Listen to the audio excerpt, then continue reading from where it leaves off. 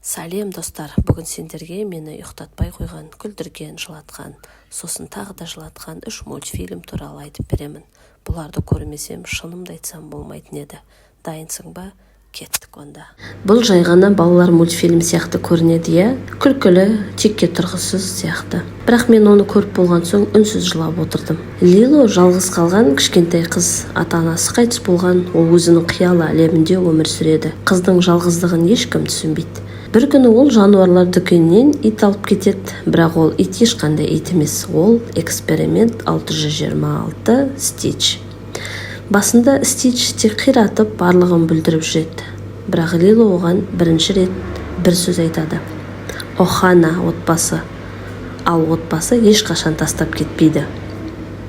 Стич жай ғана мультфильм кейіпкері емес, ол біз секілді қателесетін, жақсы көргісі келетін тіршілік иесі. Ал керісінше Лило сөз түсінбей жүрген жандарға қол созатын мейірімділік. Біз кейде өз өмірімізде Стич болып кетеміз. Бірақ бізді сүйетін бір адам табылса, бәрі өзгеруі мүмкін. Бұл мультфильм тек балаларға емес, ол жалғыз жүрген жүректерге арналған үнсіз хат. Сен жалғыз емессің, Охана отбасы, ал отбасы ешқашан тастап кетпейді. Моана. Бұл бір қарағанда жай ғана ертегі сияқты көрінеді. Жас қыз, теңіз, арал, сиқырлы оқиғалар. Бірақ бұл мультфильмнің ішкі мазмұны әлде қайда терең. Моана, көсемнің қызы. Бала кезінен ақ оның жүрегі теңізге тартады. Бірақ әкесі оған тыйым салады. Себебі теңіз қауіпті. Бірақ біз білетіндей шын жолды жүрек көрсетеді.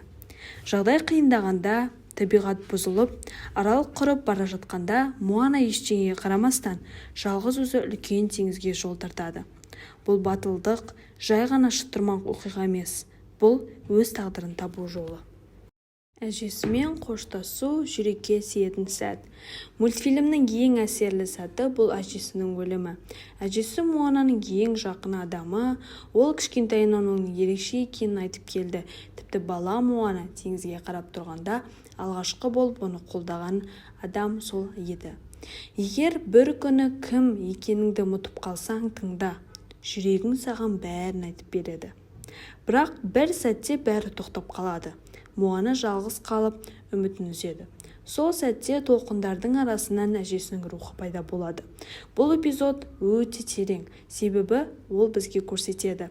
Жақын адам кетіп қалуы мүмкін, бірақ ол әрқашан бізбен бірге. Рухы, махаббаты, сенімі жүректе қалады. Әжесі Скат теңіз жануары бейнесінде оралады. Бұл бейне өте символикалық, себебі ол бала кезінен айтқан болатын. Мен өлсем, Скат болып қайта ораламын. Және сол сәт орындалады. Содан кейін Моана қайта тұрады. Жоқ, сиқырлы таяқша көмектеспейді, құдайлар келіп көмектеспейді. Ол ішіндегі сенімді тауып, жүрегіне құлақ асады. Ол өзін табады, өз дауысын, өз жолын. Өйткені шын батырлық бұл жеңу емес. Бұл қорықсаң да алға басу.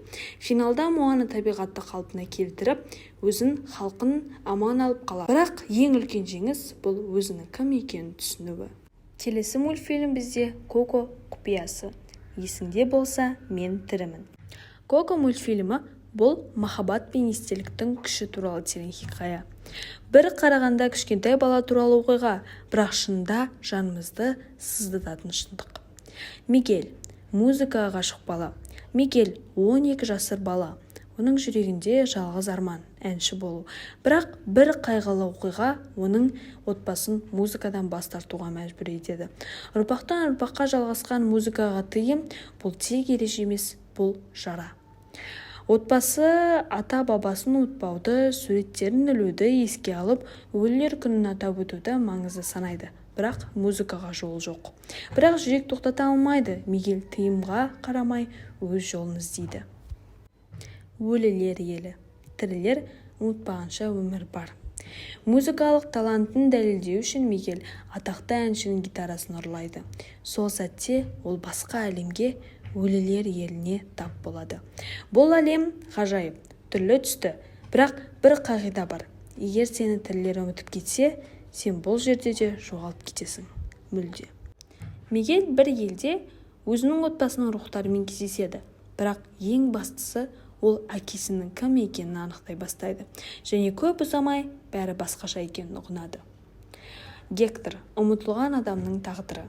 Мигель естіген әншіні атақты Эктор де ла Круз деп ойлап жүреді, бірақ шын мәнінде оның шын әкесі Гектор деген қарапайым музыкант екені анықталады. Гектор тірі кезінде ән мен өмірді жақсы көрген, бірақ отбасын тастап кетті деп ойлаған. Шын мәнінде Гектор ешкімді тастамаған. Ол үйіне қайтып бара жатқанда уланған.